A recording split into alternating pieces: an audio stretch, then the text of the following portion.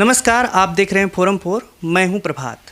आज हम कुछ अलग मुद्दे पर बात करने वाले हैं। तमाम ऐप यूज करते हैं युवा आज के दौर में मनोरंजन के लिए, और ऐसे तमाम ऐप हैं जिन पर अपने हुनर को युवा दर्शाते हैं, चाहे वो टिकटॉक हो, चाहे मौज ऐप हो, तमाम ऐसे ऐप हैं। और आजकल इंडियन ऐप की बात होती है ज़्यादातर जगहों पर, और ऐसे ऐप कम होते हैं जो सारे चीज़ों को लेकर के चलते हैं, जिससे युवा अपने हुनर को उसमें दिखा सकें, अपनी क्रिएटिविटी को दर्शा सकें और साथ ही साथ पैसे भी कमा सकें। तो ऐसे ही एक ऐप लॉन्च होने वाली है जिसमें ये सब कुछ होगा। बात करेंगे इस ऐप के बारे में। ये ऐप है जय भीम ऐप, जिसके सीईओ हमारे साथ हैं गिरीश वानखेड़े जी। आपका स्वागत है सर हमारे चैनल में। Thank you. सबसे पहले आपसे हम जानना चाहते हैं, जय भीम ऐप जो आप लॉन्च कर रहे हैं 26 जनवरी को, जैसा कि आप लॉन्च कर रहे हैं, तो इस जय भीम ऐप रखने का नाम रखने के पीछे क्या वजह है और जय भीम कैसे आपने रखा? देखिए, हम ये मान के चलते हैं कि जय भीम इस शब्द की व्यापकता विश्वव्यापी है। जय भीम इसमें एक क्रिएटिव इंटरनेशनल अपील है, तो इसके लिए हमने ये नाम रखा। और हमने इसलिए भी ये नाम रखा क्योंकि वीडियोस में दो तरीके की वीडियोस होते हैं, एक होता है शॉर्ट वीडियो और एक होता है लॉन्ग वीडियो। तो लॉन्ग वीडियो में आप वेब सीरीज़ देखते हैं, फिल्में देखते हैं। शॉर्ट वीडियोस में आप ऐसे वीडियोस देखते हैं जो 10 सेकंड्स को, 15 सेकंड्स को, 20 सेकंड्स को। और आजकल इसका प्रचलन बढ़ गया है। आप सोशल मीडिया में, फेसबुक पे दूसरे तीसरे पोस्ट के बाद ही फटाक से आपके सामने रील आ जाता है और उसमें आप कंज्यूम करने लगते हो, तो आपको समझ में नहीं आता है कि आप कितना वक्त आपका उसमें चले गया है। तो इसमें बहुत सारे ऐसे बच्चे हैं जो छोटे छोटे गाँव से, छोटे छोटे शहरों से आते हैं। तो हमने ये देखा कि इस स्पेस में काफ़ी पोटेंशियल है, इसलिए हमने इस स्पेस में इस ऐप का निर्माण किया, और जिसका टीज़र हमने दुबई में लॉन्च किया था 26 सितंबर 2021 को। और उसके बाद हम इसको लॉन्च करना चाह रहे थे नवंबर में, लेकिन चूँकि कोविड के रिस्ट्रिक्शंस थे तो हम इसको लॉन्च नहीं कर पाए। तो अब हम इसको लॉन्च करने जा रहे हैं 26 जनवरी 2022 को रविंद्र नाट्य मंदिर मुंबई में, और ये लॉन्च करेंगे हमारे साथ मनोज बाजपेयी। और इस शॉर्ट वीडियो ऐप का मेन मकसद ये है कि इसमें एंटरटेनमेंट के साथ साथ एंटरप्रेन्योरशिप भी होगी। जैसा कि आपने बता दिया, मकसद इसका एंटरप्रेन्योरशिप भी होगी। तो क्या जो और भी जैसे बहुत सारे कंपटीशन है इसमें मार्केट में, और आजकल रील्स जो चल रहे हैं, फेसबुक, यूट्यूब, हर जगह शॉर्ट वीडियोज ऐप के रूप में बहुत सारे चल रहे हैं, तो आपका उनसे किस तरीके से अलग है कि युवा जो खासकर गाँव में बैठा है और इस इंटरनेट, जहाँ पे इंटरनेट शॉर्टेज या डिजिटल जो डिस्टेंस है उसको मेंटेन करके आपके ऐप पर काम कर सके? देखिए, क्या है कि इंटरनेट ने सारी दुनिया को ग्लोबल विलेज बना दिया है। आज हम सारी दुनिया से जुड़ गए हैं, और गांव में, छोटे छोटे शहरों में भी ऐसे बच्चे हैं जो कलाकार बनना चाहते हैं, लेकिन वो मुंबई नहीं आ सकते। हर बच्चा मुंबई नहीं आ सकता, लेकिन ऐप उन तक पहुंच सकता है। तो हम इस ऐप के माध्यम से उन तक पहुंचना चाहते हैं जो छोटे छोटे शहरों में अपनी क्रिएटिविटी को लेकर अपलोड करते हैं अपना वीडियोस। तो जो बच्चे अपने वीडियोस अपलोड करते हैं, हम उनको मोनेटाइज होने देंगे, और हम उनकी मोनेटाइजेशन जल्दी करेंगे। ऐप जो शॉर्ट वीडियो ऐप में टिकटॉक था, वो इसलिए मशहूर था क्योंकि वो मोनेटाइजेशन करता था। तो उसी तरीके का मोनेटाइजेशन हमारा ऐप भी करेगा। साथ ही साथ हम उन बच्चों के लिए वर्कशॉप्स करेंगे। अगर कोई बच्चा डांस करता है या म्यूज़िक करता है तो उसको कोई मेंटोर लगेगा, उसको कोई गाइड लगेगा। तो उसके शहर में जाके हम वो वर्कशॉप लेंगे, उन बच्चों को ट्रेन करेंगे। साथ ही साथ कोई बच्चा उद्योग में कुछ करना चाहता, बिज़नेस करना चाहता, अपना बिज़नेस खोलना चाहता, तो जो सक्सेसफुल बिजनेसमैन है वो उसको सपोर्ट करेंगे और उसके बिज़नेस को बढ़ाने में उसकी मदद करेंगे। तो ये ऐप का माध्यम जो है वो सिर्फ एंटरटेनमेंट तक ही सीमित नहीं है, बल्कि एंटरटेनमेंट के साथ साथ एंटरप्रेन्योरशिप भी होगी।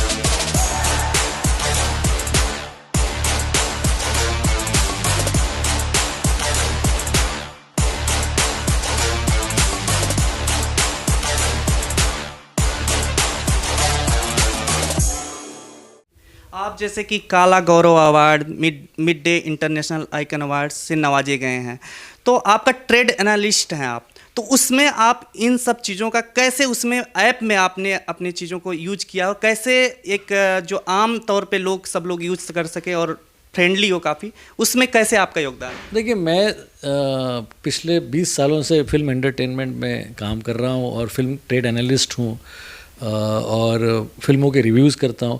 और फिल्मों के रिव्यूज़ क्या हुआ कि जब कोविड में जब सिनेमा घर बंद हुए, उसके पहले मैं Cinemax PVR national marketing head था, तो सिनेमा से मेरा संबंध रहा, एग्जीबिशन से मेरा संबंध रहा, एग्जीबिशन मतलब सिनेमा घर, तो सिनेमा घरों से संबंध रहा। बाद में कोविड आने के बाद मैंने OTT पर फिल्में देखनी शुरू की, OTT को समझने लगा, फिर मैंने OTTs के कंटेंट पे रिव्यूज़ करने लगा मैं।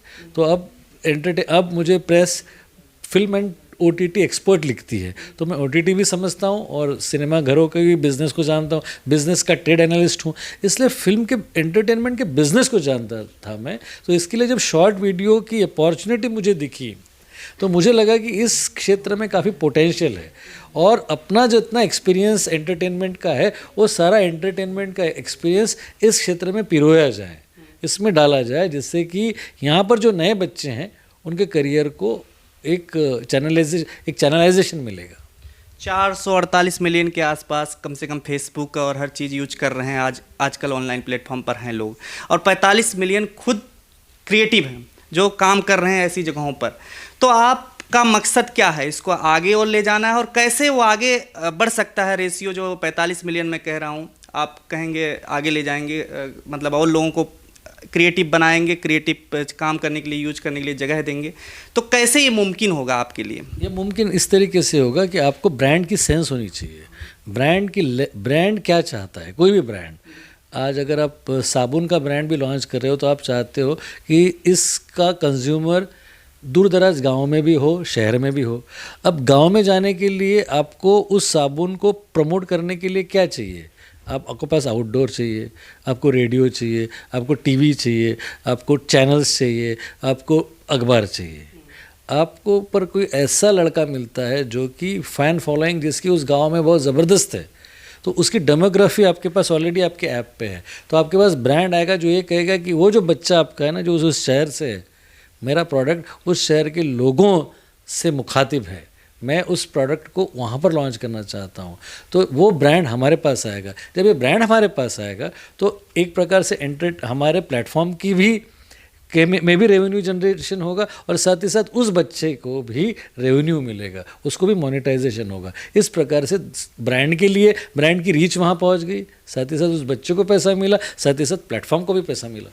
ज़्यादातर जगह ऐसा होता है कि मोनेटाइजेशन की दिक्कत होती है। मोनेटाइजेशन हो जाता है तो काफ़ी लंबे समय तो लोग डालते रहते हैं और वेट करते हैं कि $100 हो जाएगा, कहीं जगह पे, कई जगह अलग अलग थ्रेशोल्ड कंडीशन लगाया जाता है। तो आपके ऐप में ऐसा क्या है कि आपको लगता है कि जहां अन्य प्लेटफॉर्म पर जितने कमा सकते हैं लोग इन सब चीज़ों में काम करके, उससे ज़्यादा बेनिफिट यहाँ पर होने वाला है? उससे ज़्यादा बेनिफिट होगा ना हमारे ऐप में, क्योंकि हमारे ऐप में नंबर्स होंगे। क्या होता है कि पैसे किस ब्रांड में आते हैं, किस ऐप में आते हैं या किस प्लेटफॉर्म पे आते हैं? उस प्लेटफॉर्म पे आते हैं जिसके पास नंबर्स हो। दूसरी बात, नंबर्स के साथ साथ होना चाहिए आपके ब्रांड के अलायंसेस, आप कितने ब्रांड्स के साथ जुड़े हुए हो। अगर मैं 10 ब्रांड के साथ जुड़ा हुआ हूँ, अगर मैं एक ऐसे ब्रांड के साथ जुड़ा हुआ हूँ जो टी-शर्ट बनाता है, तो हो सकता है कि पहले महीने में मैं कहूँ कि आपके वीडियो को अगर मुझे 2000 लाइक्स मिलते हैं तो मैं आपको टी-शर्ट दे रहा हूँ। तो हो सकता है कि पहले महीने में मैं 10,000 टी-शर्ट्स बांट दूँ। तो आपने कहीं ना कहीं शुरुआत की है। अब वो जो टी-शर्ट आई है, एक बच्चा जिसके सिर्फ 2000 या 3000 फॉलोअर है, उसको अगर ब्रांड टी-शर्ट देता है ना, तो वो उसकी इंस्पिरेशंस बढ़ते हैं, वो मोटिवेट होता है। और मोटिवेट किस तरीके से हुआ? इसलिए मोटिवेट हुआ क्योंकि आपने उसको रिवॉर्ड दिया है। तो वो जो रिवॉर्ड्स देने की बात है वो तभी आएगी जब आपके पास ब्रांड्स आएंगे, और ब्रांड लाने के लिए आपको बस नंबर्स चाहिए। तो हम ये नंबर्स और ब्रांड एसोसिएशन, इसका ख्याल रख रहे हैं और इस तरीके से इसका संगम कर रहे हैं जिससे कि ज़्यादा से ज़्यादा बच्चों को बेनिफिट मिल सके। किसी भी ऐप को चलाते हैं जो लोग, उनमें एक डिस्टेंस होती है जो ऐप से कांटेक्ट कर पाएँ, डायरेक्ट अपनी प्रॉब्लम को सोल्यूशन कर सकें। जैसे हर कोई हेल्पलाइन नंबर इस तरीके से चाहता है, तो आपके ऐप में ऐसा कुछ है? जी हाँ, हमारी भी वेबसाइट है, हमारा भी हेल्पलाइन नंबर है, हमारे अभी इसके सोशल हैंडल्स है, फेसबुक, ट्विटर, इंस्टाग्राम के हैंडल्स है, और वहाँ पर भी आपको पूरी जानकारी मिलेगी। वहाँ पर भी क्राइसिस मैनेजमेंट होगा, वहाँ पे भी कम्युनिकेशन होगा, और फिर एक ईमेल आएगा जहाँ 24 मिनट पर आप उनसे कनेक्ट कर सकते हो। आपके ऐप की एक कोई खासियत जो सबको भाती हो, एक अलग कुछ? इसकी दो खासियतें हैं। सबसे पहली खासियत ये कि इसका नाम है जय भीम, जो कॉन्स्टिट्यूशन के दिन, कॉन्स्टिट्यूशन के फोर्स होने के दिन, यानी कि रिपब्लिक डे के दिन हम उसको लॉन्च करने जा रहे हैं। तो सबसे बड़ा महत्वपूर्ण है इसका नाम, और दूसरा सबसे बड़ा महत्वपूर्ण ये है कि इसका अर्ली मोनेटाइजेशन। आपके मोनेटाइजेशन को, जैसे आपने कहा कि वक्त लगता है, कब कितने डॉलर्स होंगे, हमारा ये दावा है कि जब हमारा ऐप लॉन्च होगा 26 को, तो सबसे फास्ट मोनेटाइजेशन हम करना चाहते हैं।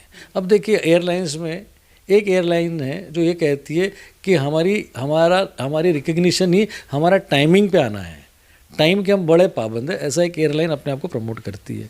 तो हम उस एयरलाइन को पसंद करते हैं क्योंकि वो है इकोनॉमी एयरलाइन, लेकिन टाइम की बड़ी पाबंद है। तो उसकी एक ही स्पेशलिटी है, हर एक की वैसी एक स्पेशलिटी होती है। हमारे ऐप की स्पेशलिटी ये रहेगी कि आपका मोनेटाइजेशन जो है वो बहुत अर्ली होगा। यूथ ही सिर्फ यूज कर सकता है इस ऐप को, या फिर और भी लोग आए? सभी, आप भी यूथ है, मैं यूथ हूँ, हम सारे यूथ है। तो जिनके दिल जवान है वो तो यूथ ही है।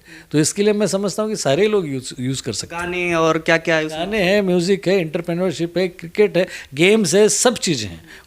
और कल चल के हम इसमें शॉर्ट फिल्म्स भी बनाने वाले हैं, और साथ ही साथ वेब सीरीज़ भी बनाने वाले हैं। हमारा इस ऐप को लेकर काफ़ी सारे मंसूबे हैं, काफ़ी सारे एस्पिरेशंस है, काफ़ी सारे सपने हैं।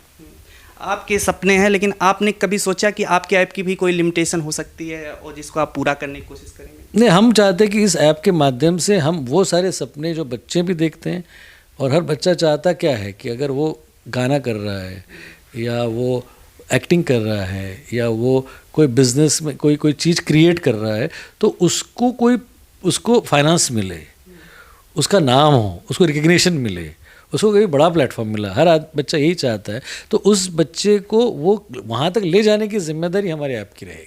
क्रिएटिविटी हर कोई चाहता है, और क्रिएटिव कुछ मिलता है तो उसमें आजमाना चाहता है। तो सबसे पहले कोई देखेगा, अगर आपका ऐप कोई डाउनलोड करेगा, तो क्या दिखने वाला है? क्रिएटिव का ऐसा क्या? बहुत ज़बरदस्त क्रिएटिव दिखने वाले, आपको इतना अच्छे वीडियोस दिखेंगे। आपको प्रोमोज में अभी आपके साथ शेयर कर रहा हूँ, आपको ऐसे ऐसे बच्चे दिखेंगे। एक बच्चा 9th क्लास का है, उसके 25 लाख फॉलोअर्स है, 9वीं कक्षा में, रितेश कामले। तो आप उस बच्चे के डांस और ड्रामा की वीडियो देखोगे तो आप भौचक के रह जाओगे। आपको लगेगा कि प्रोफेशनल भी नहीं कर पाते जो अपना इस बच्चे ने किया दिखाया है। तो ऐसे अजीब अजीब तरीके के आपको एक्सपीरियंसेस आएंगे, और आपको उतना वो सारा टैलेंट उस जगह पे दिखाई देने लगेगा जो आपने सोचा भी नहीं हो। कोरोना का टाइम है, रहता है, ज़्यादातर लॉकडाउन की होने की संभावना रहती है, घर में बैठने की बात होती है। तो ऐसे में क्या लगता है, आपका ये ऐप उन युवाओं के लिए, उन लोगों के लिए जो घर में बैठे रहते हैं, उनके लिए काफ़ी कुछ फ्यूचर में देने वाला है? जी हाँ, उनके लिए एक प्रकार से बड़ी अपॉर्चुनिटी है कि वो बहुत सारे वो कंटेंट क्रिएटर बन सकते हैं। हमारे साथ वो कंटेंट के हमारे पार्टनर्स बनेंगे, वो क्रिएट करेंगे। जो कंटेंट क्रिएटर करता है, जो कंटेंट क्रिएटर बनता है, वो हमारा पार्टनर बन सकता है। तो इसके लिए मुझे लगता है कि हर चीज़, अगर कोई दिक्कत भी होती है या कोई कठिनाई भी होती है, उस पर भी कोई अच्छी अपॉर्चुनिटी हो सकती है, कोई अच्छा अवसर हो सकता है। तो कोविड अगर है तो उसमें एक अवसर ऐसा है कि लोग अपने घरों में बैठकर अपने वीडियोस क्रिएट करें। अंतिम सवाल आपसे है कि लोगों का फ्यूचर लोग ढूंढते हैं आजकल, मतलब नौकरी चाहते हैं, तमाम चीज़ें चाहते हैं। इसमें क्या, जैसे यूट्यूबर्स हैं, बहुत लोग यूट्यूब से पैसे कमाते हैं, तो इसमें क्या कोई करियर बन सकता है? जी हाँ, बहुत सारे करियर, मेरा करियर है, बहुत सारे करियर लोग बनते हैं। हमारे लोकोत्तरा प्रोडक्शंस में कम से कम 24 लोगों का स्टाफ है। तो करियर तो सारे ही क्षेत्र में बन सकता है, अगर आपका एक्साइटमेंट हो और आपका पैशन हो। तो करियर सिर्फ एंटरटेनमेंट पे नहीं, बल्कि एंटरप्रेन्योरशिप में बहुत करियर बन सकते हैं। तो हम एजुकेशन, एंटरटेनमेंट और एंटरप्रेन्योरशिप, इन तीनों को जोड़ रहे हैं, और कोशिश करेंगे कि जितने भी लोग इसमें कंटेंट क्रिएट करने जा रहे हैं उनका करियर भी बने। शुक्रिया हमसे बात करने के लिए। आप जय भीम ऐप से ज़रूर जुड़िएगा। ये इसकी लॉन्चिंग जैसे ही होती है 26 जनवरी को, उसके बाद आप इस ऐप पर बहुत कुछ कर पाएंगे। जैसा कि आपने बताया कि इस पर आप कंटेंट क्रिएट कर सकते हैं। आप अगर गांव में अपने जलवा बिखेरते हैं ऑफलाइन, तो ऑनलाइन तैयार हो जाइए। इस ऐप के माध्यम से बहुत कुछ आप करने वाले हैं। जैसा कि गिरीश जी ने आपको बताया कि जय भीम ऐप के माध्यम से आप एंटरटेनमेंट के जितने भी साइड होते हैं वो तो करेंगे ही, कंटेंट क्रिएट करेंगे ही, साथ ही साथ आप इसके माध्यम से करियर भी बना सकते हैं और अपनी नई ऊंचाइयों को छू सकते हैं जो आपके सपने होते हैं। धन्यवाद। देखते रहिए फोरम 4। शुक्रिया। खबरों में बने रहने के लिए फोरम 4 को सब्सक्राइब करें और नोटिफिकेशन पाने के लिए बेल आइकन दबाएं।